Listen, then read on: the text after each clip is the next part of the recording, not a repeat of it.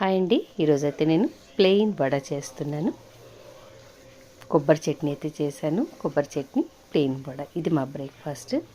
ఇక్కడైతే పప్పు ఒక 4 hours బిఫోర్ నానబెట్టుకున్నాను.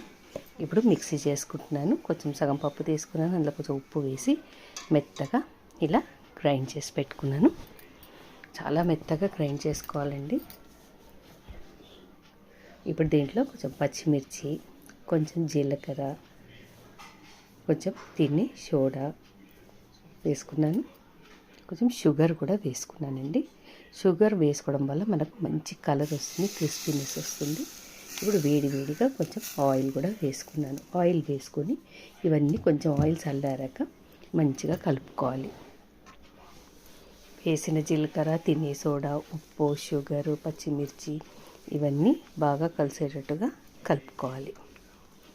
మనము ఈ వడపిండి ఎంత బాగా కలుపుకుంటే మనకు వడ అనేది అంత క్రిస్పీగా వస్తుంది. ఇలా బాగా కలుపుకొని మూత పెట్టుకొని ఒక 15 నిమిషాల వరకు పక్కకు పెట్టేసుకోవాలి. వడపిండి ఈ కన్సిస్టెన్సీలో ఉంటే మనకు వడలు బాగా వస్తాయి.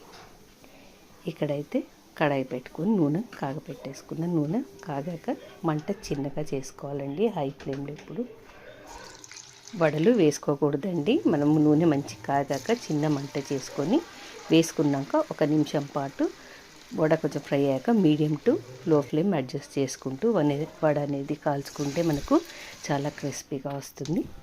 ఇక్కడ నేను షుగర్ వేయడం వల్ల మనకి కలర్ వచ్చిందండి.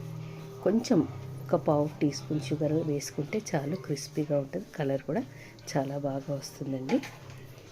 నా రెసిపీస్ నచ్చితే తప్పకుండా లైక్ చేయండి, షేర్ చేయండి అండ్ సపోర్ట్ చేయండి ఫ్రెండ్స్. పక్కనే ఉన్న బెల్ ఐకాన్ని యాక్టివేట్ చేసుకోండి.